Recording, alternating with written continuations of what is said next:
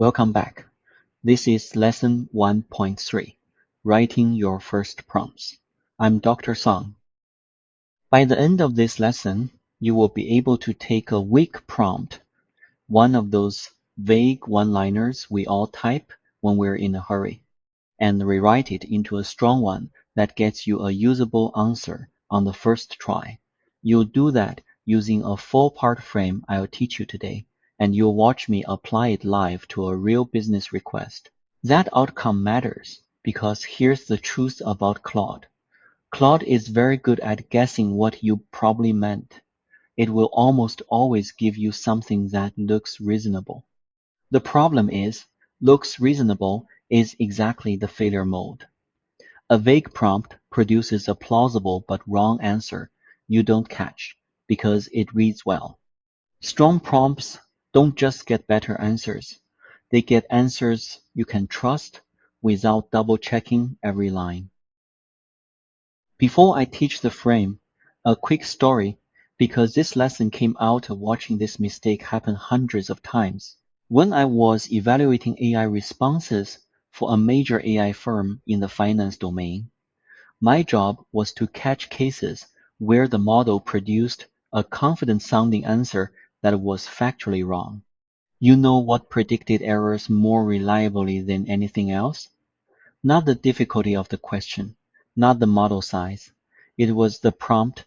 Vague prompts produced confident, wrong answers over and over, and the prompts were almost always written by smart, busy professionals who just typed the first thing that came to mind.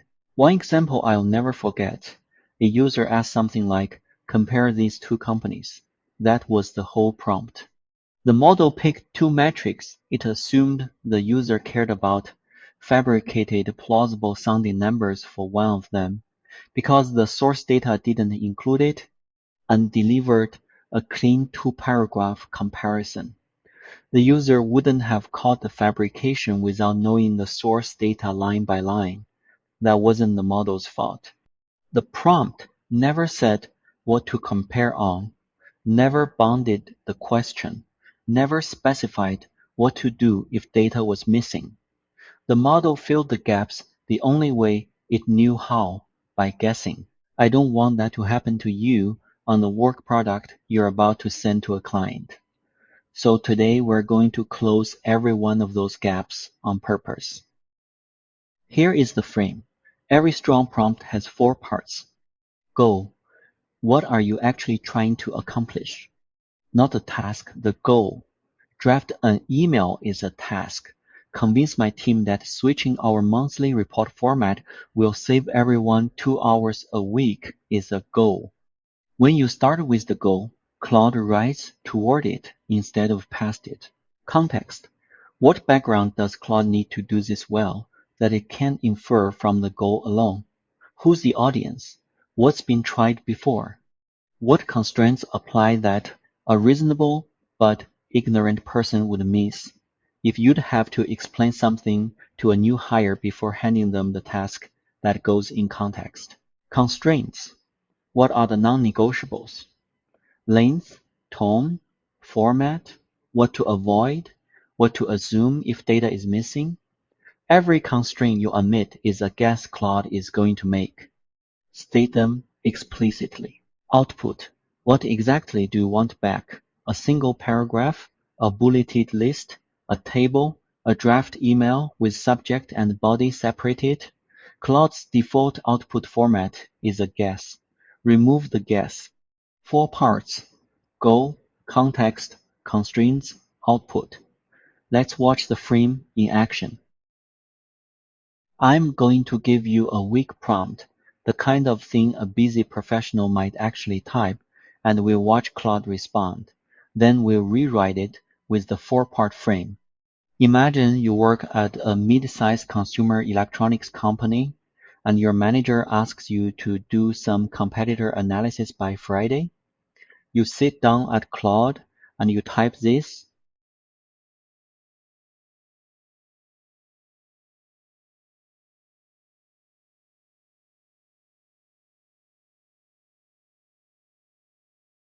Watch what Claude does.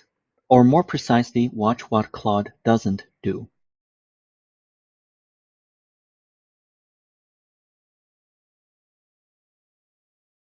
Notice, Claude didn't guess. Claude stopped and asked. And look at what he asked for. Which competitive landscape do you want to analyze?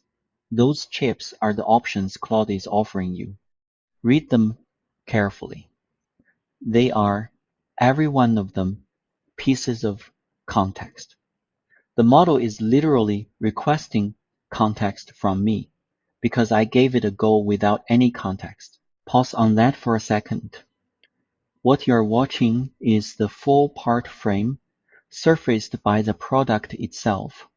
Go without context, and the model stops to ask.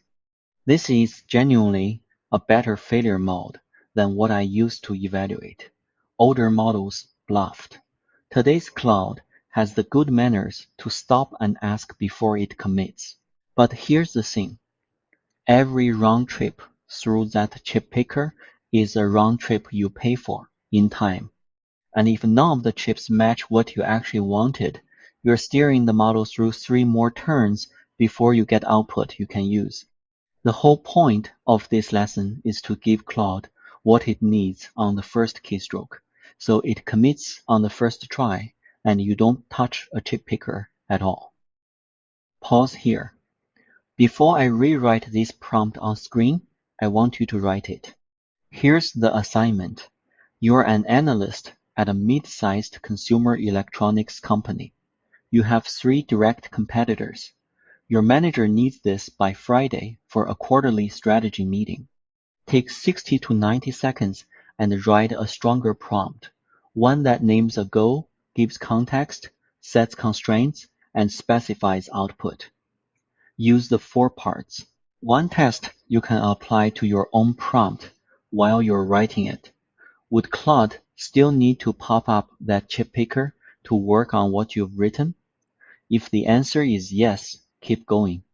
You haven't given it enough. If the answer is no, you're probably done.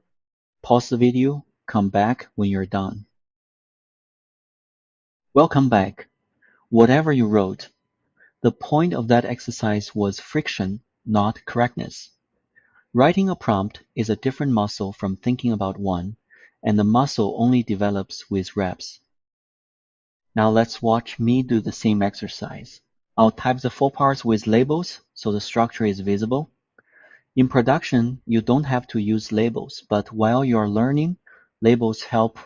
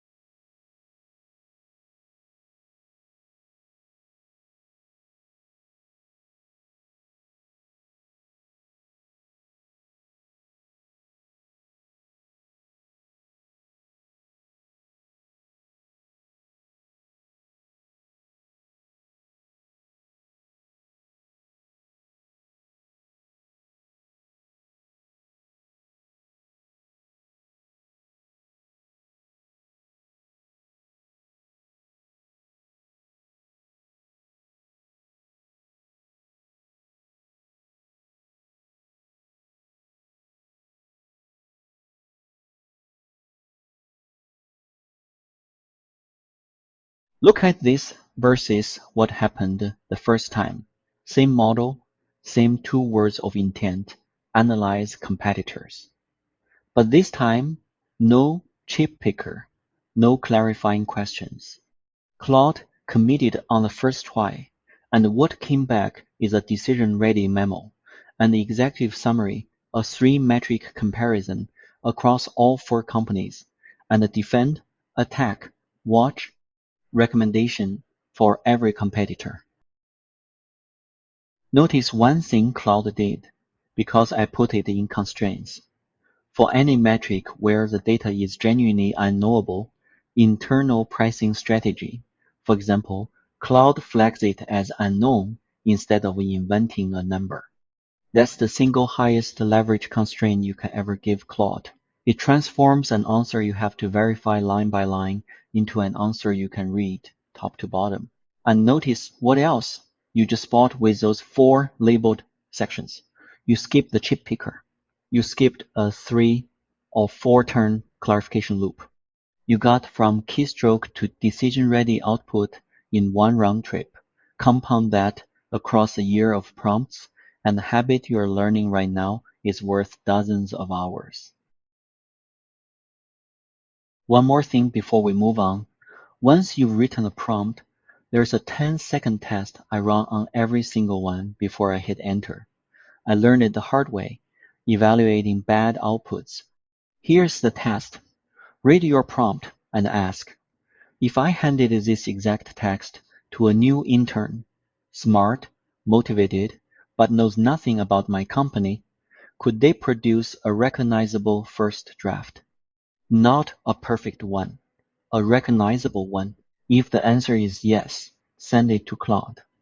Claude will almost certainly do at least as well. If the answer is no, if the intern would come back and ask you 3 clarifying questions, then Claude is going to make 3 assumptions on your behalf, and you'll never see those assumptions unless you look for them. Go back and add the missing context. That's the test. Could a smart intern do this from what I've written? 10 seconds. It has saved me from more bad AI outputs than any other single habit. 3 mistakes I watch every new Claude user make at this stage. First, stopping at the task and forgetting the goal. Write an email, summarize this meeting, analyze the competitors. The task is easy to name. The goal is the thing that makes the answer useful.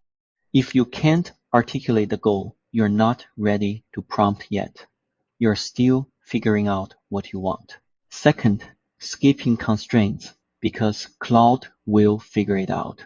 Claude absolutely will figure it out. The question is whether Claude's figuring matches yours. Every constraint you don't write down is a guess you're delegating. Delegate only the guesses you are happy for someone else to make. Third, not specifying output. This is the cheapest fix with the biggest payoff. A sentence at the end. Return this as a 2-paragraph memo with a bolded recommendation line. Changes the response from a shapeless wall of text into something you can actually use without reformatting. Here's your task for this lesson. It should take about 10 minutes. 1. Pick 3 tasks you actually do at work or in your studies. Real ones, not hypothetical. 2. For each task, write a strong prompt using all 4 parts: goal, context, constraints, output. Label the parts while you're learning. 3.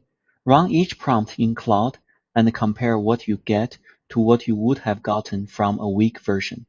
Save both your prompt and Claude's response to a document and attach it to the Lesson 1.3 activity page on Canvas. Up next, in Lesson 1.4, we're going to take the 4-part frame and bolt on a 5th thing, a persona. Act as a role who. The persona pattern is one of the fastest ways to upgrade an already strong prompt. And I'll show you why it works, when to use it, and the 2 places it backfires.